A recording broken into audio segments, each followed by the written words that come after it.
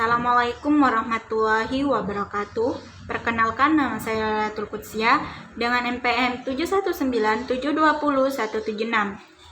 Saya di sini akan mempresentasikan dari susunan proposal yang saya buat, yang dimana judul proposal yang saya buat yaitu pengaruh media pembelajaran matematika terhadap kemampuan belajar siswa kelas 2 SDN Pabian 1. Nah, di bab 1 ini yaitu menerangkan tentang pendahuluan, yang dimana di dalam pendahuluan ini terdapat latar belakang. Di latar belakang ini saya menjelaskan secara singkat dari pengertian judul yang saya buat, yang dimana pengertian dari media pembelajaran. Media pembelajaran adalah media yang digunakan untuk membantu merangsang pikiran, perasaan, kemampuan, dan perhatian siswa dalam proses belajar mengajar di kelas. Media tersebut dapat berupa alat ataupun bahan mengajar. Media berfungsi untuk menghubungkan informasi dari satu pihak ke pihak lain. Sedangkan dalam dunia pendidikan, kata media disebut media pembelajaran. Jadi, media pembelajaran adalah segala sesuatu yang dapat digunakan untuk menyampaikan pesan atau informasi dalam proses belajar mengajar, sehingga dapat merangsang perhatian dan minat siswa untuk belajar. Alat yang digunakan yaitu berupa alat grafik, visual, elektronik, dan audio yang digunakan untuk mempermudah informasi yang disampaikan kepada siswa. Berdasarkan definisi atau pendapat para ahli, dapat disimpulkan bahwa media pembelajaran adalah alat yang digunakan dalam proses pembelajaran untuk menyampaikan pesan, ide, atau gagasan berupa bahan ajar kepada siswa oleh guru. Kemudian di bab 1 juga menerangkan tentang rumusan masalah. Berdasarkan latar belakang yang dibuat di atas, untuk lebih mudah dalam melakukan penelitian, maka dibuatlah suatu rumusan masalah. Yaitu rumusan masalah yang saya buat adalah apakah media pembelajaran matematika mempunyai pengaruh signifikan terhadap kemampuan belajar siswa kelas 2 SDN Pabian 1. Kemudian di bab 1 juga menerangkan tujuan penelitian. Tujuan penelitian adalah untuk menjawab persoalan yang dijadikan rumusan masalah di atas. Adapun tujuan penelitian ini untuk meningkatkan kemampuan belajar siswa dalam pembelajaran matematika kelas 2 SDN Pabian 1. Setelah itu, di bab 1 menerangkan manfaat penelitian. Manfaat penelitian ada dua, yaitu manfaat teoritis dan manfaat praktis. Manfaat teoritis yaitu hasil penelitian ini diharapkan bisa membantu untuk mempermudah dalam kemampuan belajar seorang pendidik dan memberikan ilmu pengetahuan yang lebih baik untuk masa depan. Yang kedua, manfaat praktis, yaitu manfaat praktis terdapat bagi guru, bagi siswa, bagi sekolah, dan bagi peneliti. Bagi guru, yaitu dengan adanya media pembelajaran matematika, siswa dapat mampu dalam belajar matematika kelas 2 SDN Pabian 1. Bagi siswa, hasil penelitian ini diharapkan dapat mempermudah dan mampu dalam belajar pembelajaran matematika siswa kelas 2 SDN Pabian 1. Bagi sekolah, hasil penelitian dengan adanya media pembelajaran matematika, siswa dapat mampu dalam belajar pada saat di sekolah. Bagi penelitian, yaitu peneliti dapat mengetahui pengaruh media pembelajaran terhadap kemampuan belajar siswa kelas 2 SDN Pabian 1. Dan yang terakhir di bab 1 yaitu ada definisi operasional variabel yang terdapat variabel X dan variabel Y. Di variabel X ini saya menjelaskan tentang media pembelajaran matematika. Media pembelajaran matematika adalah merupakan segala sesuatu yang bisa menyalurkan pengetahuan dari pendidik atau sumber informasi kepada siswa atau penerima informasi dalam pembelajaran matematika. Dan variabel Y-nya yaitu menjelaskan tentang kemampuan belajar siswa. Kemampuan belajar siswa adalah pengukuran dan penilaian hasil yang telah dilakukan oleh siswa setelah siswa melakukan kegiatan proses pembelajaran yang kemudian dibuktikan dengan suatu tes dan hasil pembelajaran tersebut dinyatakan dalam bentuk simbol, baik dalam bentuk angka, huruf, maupun kalimat yang menceritakan hasil yang sudah dicapai. Nah, kemudian di proposal yang saya buat ini juga ada bab 2, yaitu menerangkan tentang tinjuan pustaka. Tinjuan pustaka ini terdapat deskripsi teori. Di deskripsi teori ini saya menjelaskan secara detail dari penjelasan di latar belakang yang tadi saya jelaskan. Jadi, di deskripsi teori ini saya menjelaskan secara detail dari pengertian media pembelajaran. Pengertian media pembelajaran menurut Bruce Effendi tahun 1993 adalah suatu kegiatan belajar mengajar yang sengaja dilakukan untuk memperoleh pengetahuan dengan manipulasi simbol-simbol dalam matematika, sehingga menyebabkan perubahan tingkah laku. Pengertian matematika tersebut diperkuat oleh Walker tahun 1995 yang ditulis oleh Sundayana tahun 2013. Bahwa matematika dapat didefinisikan sebagai studi tentang struktur-struktur abstrak dengan berbagai hubungannya. Sehingga penulis menyimpulkan bahwa media pembelajaran matematika adalah materi, alat, atau kejadian yang membangun kondisi yang membuat siswa mampu memperoleh pengetahuan, keterampilan, dan sikap dalam pembelajaran matematika, dan sebagai sarana yang membantu dalam proses pembelajaran matematika. Yang kedua, yaitu menjelaskan tentang kemampuan belajar siswa. Pengertian kemampuan menurut Kamus Umum Bahasa Indonesia Purwodarminta berarti menguasai, sedangkan menurut Nur Hasana dan Didik Turminto tahun 2007 mendefinisikan pengertian kemampuan adalah kesanggupan, kecakapan, atau kekuatan. Kemampuan siswa untuk menerima dan mengelola informasi tersebut sangat bervariasi. Siswa tidak mungkin dapat menerima secara mempelajari semua informasi yang ada. Dia akan menyeleksi sesuai dengan kemampuan dan karakteristiknya.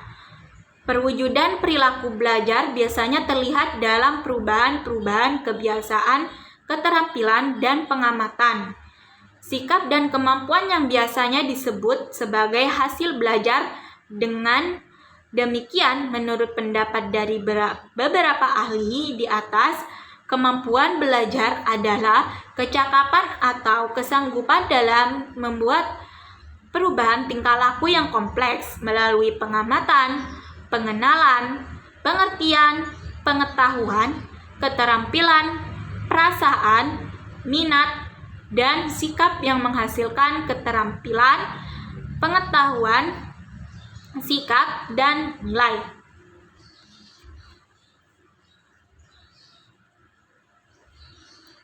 Kemudian di bab 2 juga menjelaskan hasil penelitian relevan, yang dimana penelitian yang relevan ini digunakan untuk mengetahui kajian yang diperoleh peneliti sesudah atau sebelum diteliti oleh peneliti sebelumnya. Maka dari itu, perlu adanya perbandingan dengan peneliti sebelumnya, apakah terdapat persamaan atau perbedaan dengan peneliti yang penulis teliti. Jadi, di hasil penelitian relevan yang saya buat, yaitu ada 2, yaitu yang dimana terdapat perbedaan dari judul yang saya buat. Kemudian juga menjelaskan tentang kerangka konseptual. Kerangka konseptual penelitian ini adalah melihat dari banyaknya siswa yang tidak mampu dalam belajar pembelajaran matematika. Penelitian ini dikhususkan untuk siswa kelas 3 SDN Pabian 1 yang sangat tidak mampu dalam belajar matematika, dan ada sebagian siswa yang tidak menyukai pembelajaran matematika. Oleh karenanya, peneliti ini juga menggunakan media pembelajaran matematika supaya siswa dapat mampu dalam proses pembelajaran matematika ini, dan bagaimana pengaruh media pembelajaran matematika terhadap kemampuan belajar siswa kelas 2 SDN Pabian 1. Untuk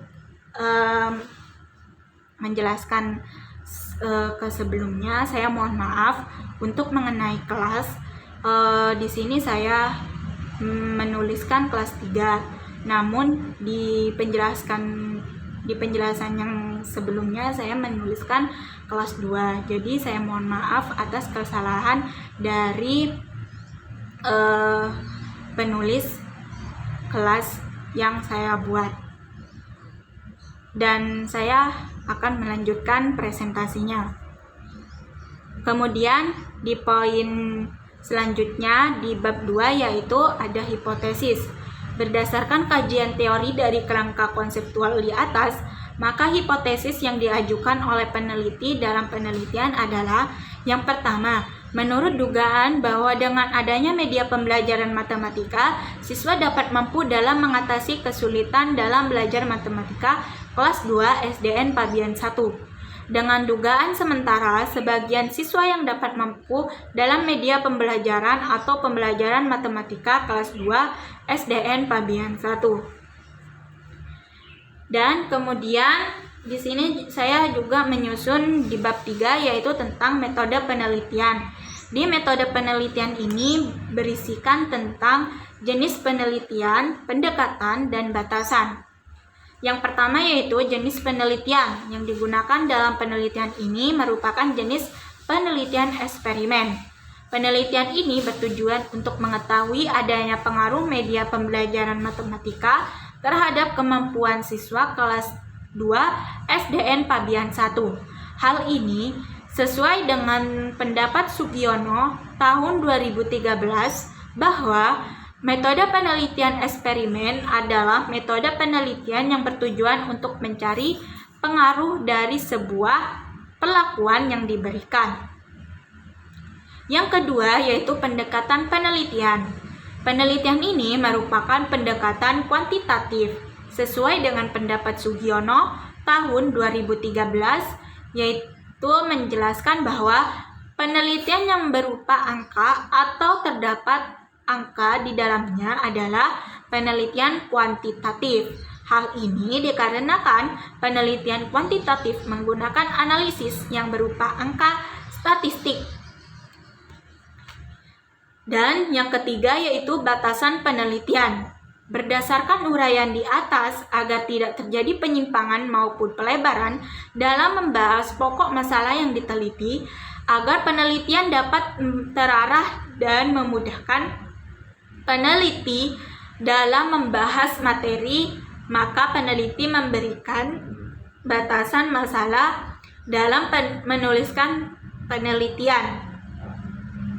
Adapun batasan masalah yang diteliti yaitu yang pertama, pengaruh media pembelajaran terhadap kemampuan belajar siswa SD. Yang kedua, peserta didik yang menjadi penelitian ini adalah siswa SD kelas 3 di SDN Pabian 1. Yang ketiga yaitu materi yang diberikan hanya materi pembelajaran matematika.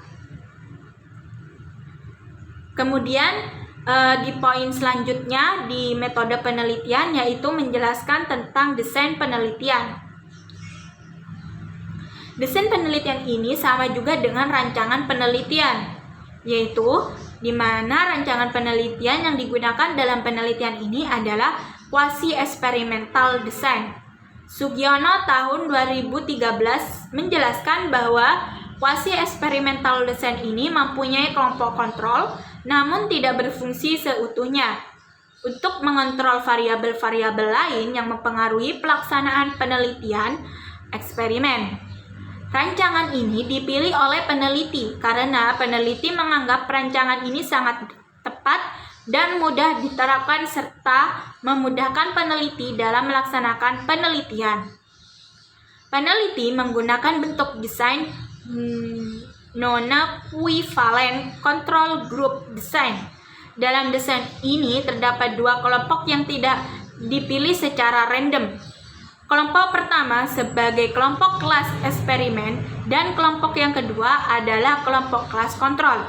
Pada desain penelitian ini, kedua kelompok sama-sama diberikan pretest dan posttest untuk mengetahui keadaan awal dan akhir siswa, sehingga peneliti dapat mengetahui perbedaan dan dapat membandingkan kedua kelompok kelas tersebut.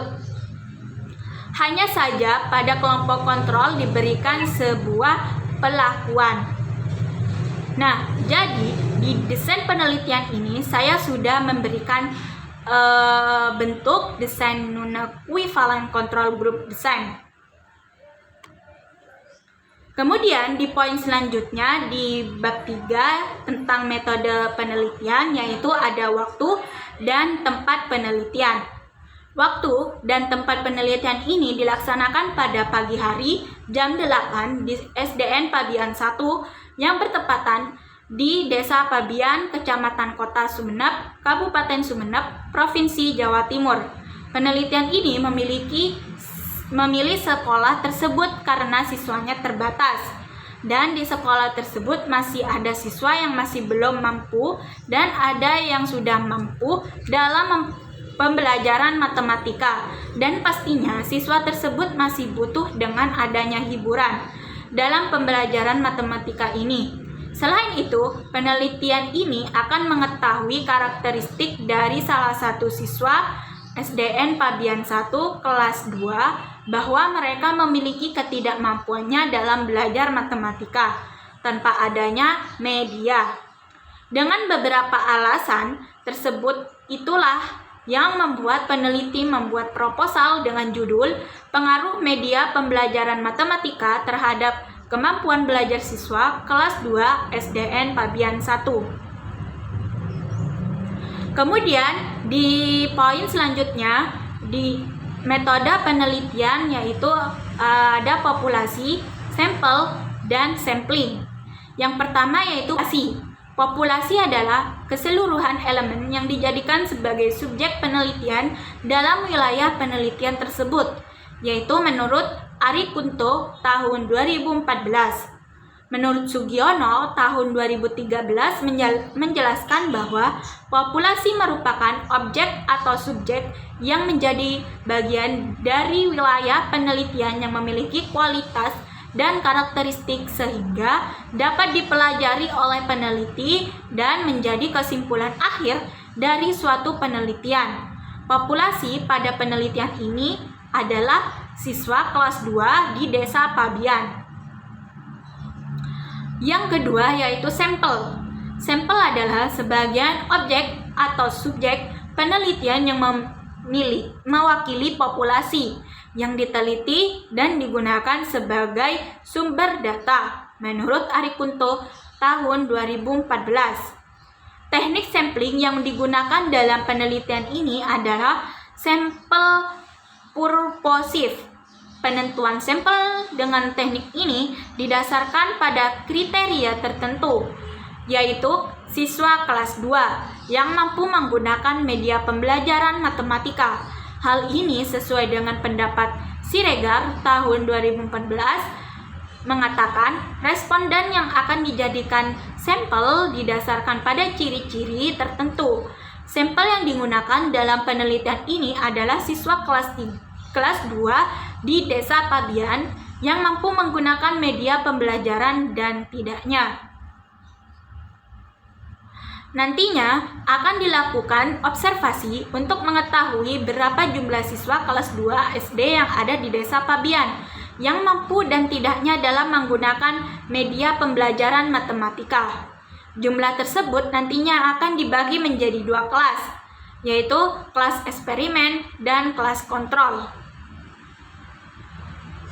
Dan yang terakhir di poin sampel populasi, yaitu yang terakhir ada sampling. Sampling adalah pada dasarnya dapat dikelompokkan menjadi 2, yaitu probability sampling dan non-probability sampling.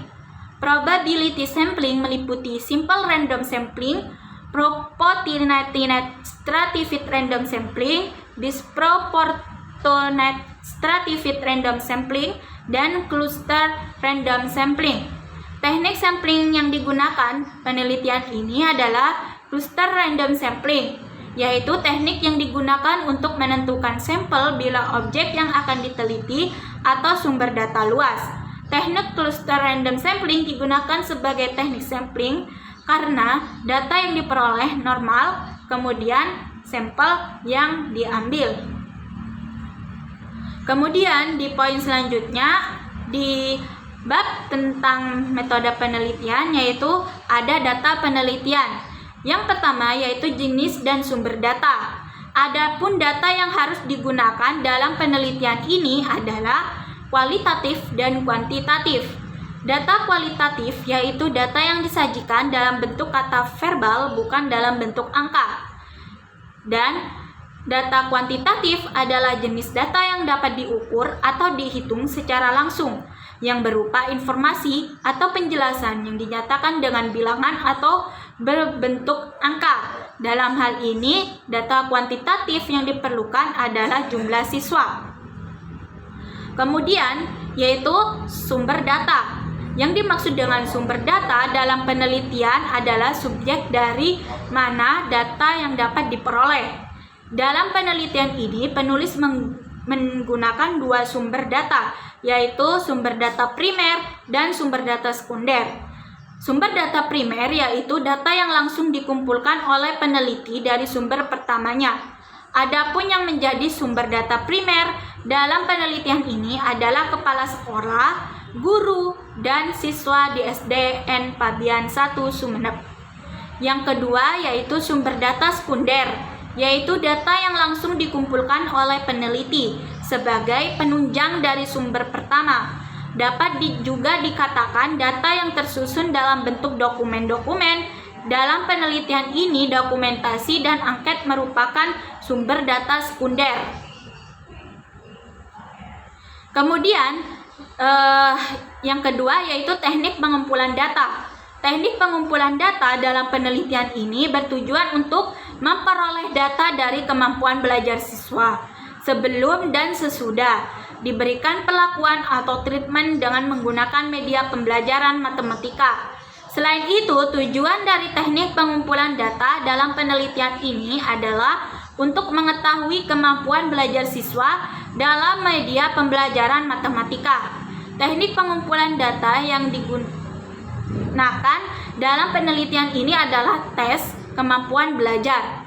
Tes merupakan pertanyaan-pertanyaan yang diberikan kepada individu maupun kelompok yang bertujuan untuk mengetahui dan mengukur kemampuan, bakat, minat, dan pengetahuan inteligensi menurut Ari Kunto tahun 2014.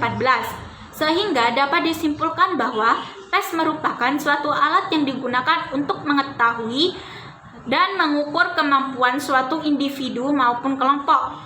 Yaitu terdapat 2 alat ukur atau tes yang digunakan dalam penelitian ini, yaitu pretest dan posttest. Kemudian di poin selanjutnya yaitu di bab metode penelitian, yaitu variabel penelitian dan definisi operasional. Yang pertama yaitu variabel penelitian. Menurut Sugiono, tahun 2013 mengartikan variabel sebagai sesuatu yang bervariasi yang telah dipilih oleh peneliti untuk kebutuhan penelitian sehingga peneliti dapat mempelajari, mendapatkan informasi, dan menarik kesimpulan tentang hal tersebut. Misalnya berat badan seseorang karena berat badan seseorang berbeda-beda, sehingga dinamakan variabel.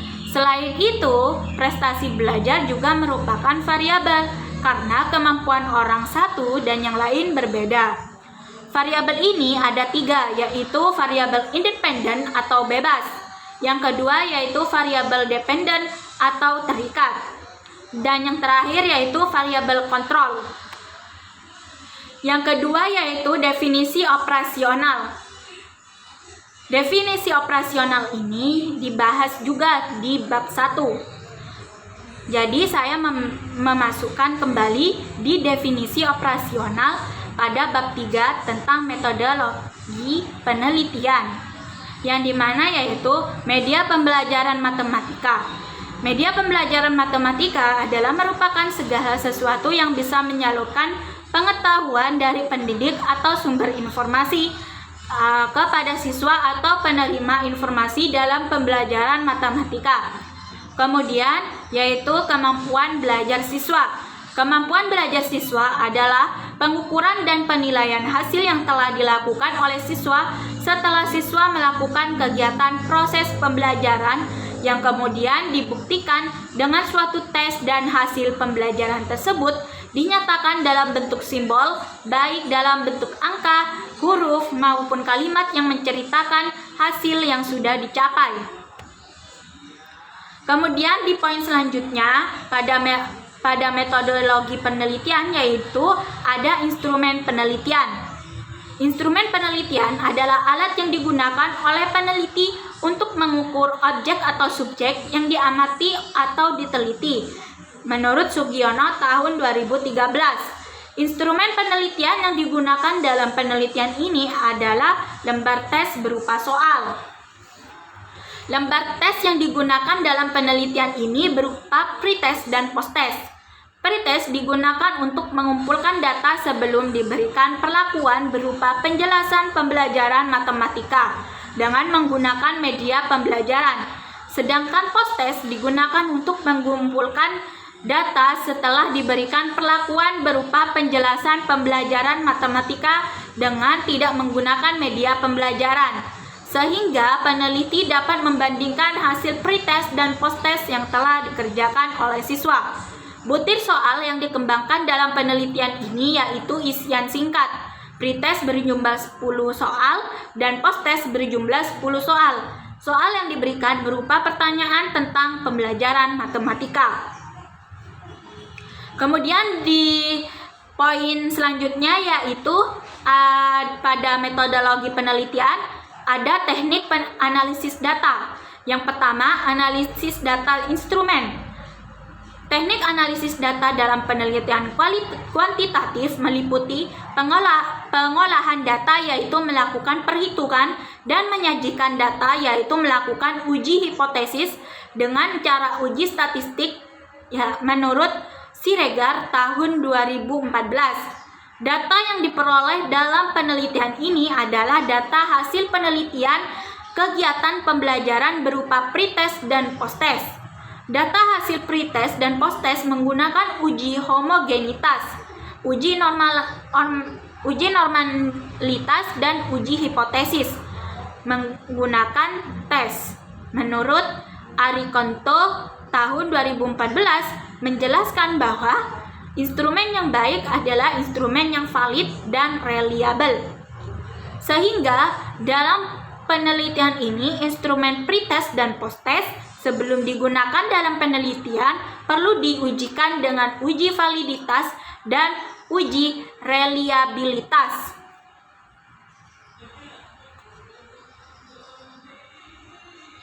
Kemudian yang kedua yaitu analisis data hasil penelitian, yaitu ada uji normalitas dan uji homogenitas. Yang pertama yaitu uji normalitas. Menurut Siregar, tahun 2014, uji normalitas dilakukan untuk mengetahui suatu data berdistribusi normal atau tidak. Penelitian ini menggunakan uji normalitas dengan rumus chi-square atau chi kuadrat. Chi-square digunakan untuk menguji signifikasi perbedaan frekuensi. Teknik ini digunakan untuk mengetahui ada dan tidaknya perbedaan yang signifikan antara frekuensinya diperoleh dengan data yang diharapkan dalam populasi, yaitu menurut Winarsuhu tahun 2015. Yang kedua yaitu uji homogenitas. Uji homogenitas bertujuan untuk mengetahui suatu objek yang diteliti memiliki varian yang sama atau tidak. Menemukan Fmax merupakan prosedur yang harus digunakan untuk menguji homogenitas varian suatu kelompok. Harga F yang diharapkan pada uji homogenitas ini adalah harga F yang tidak signifikan, yaitu tidak adanya perbedaan atau bisa dikatakan sama, sejenis atau tidak homogen. Kemudian di poin terakhir di bab metodologi penelitian ini yaitu penguji hipotesis. Penguji hipotesis adalah suatu pernyataan yang bersifat sementara karena masih lemah kebenarannya, sehingga perlu dilakukan pengujian terhadap pernyataan atau dugaan sementara tersebut. Uji hipotesis yang digunakan dalam penelitian ini bertujuan untuk mengetahui adanya pengaruh media pembelajaran matematika terhadap kemampuan belajar siswa kelas 2 SDN Pabian 1. Jadi contoh dari penguji hipotesis yaitu ada judulnya yaitu pengaruh media pembelajaran matematika terhadap kemampuan belajar siswa kelas 2 SDN Pabian 1. Kemudian hipotesis penelitian bab 2-nya yaitu diduga ada pengaruh signifikan antara media pembelajaran terhadap kemampuan belajar siswa. Kemudian pengujian hipotesis bab 3-nya yaitu ada HO dan HA. HO secara parsial atau individu tidak ada pengaruh yang nyata antara variabel bebas, variabel terikat. Untuk HA-nya secara parsial atau individu ada pengaruh yang nyata antara variabel bebas dan variabel terikat.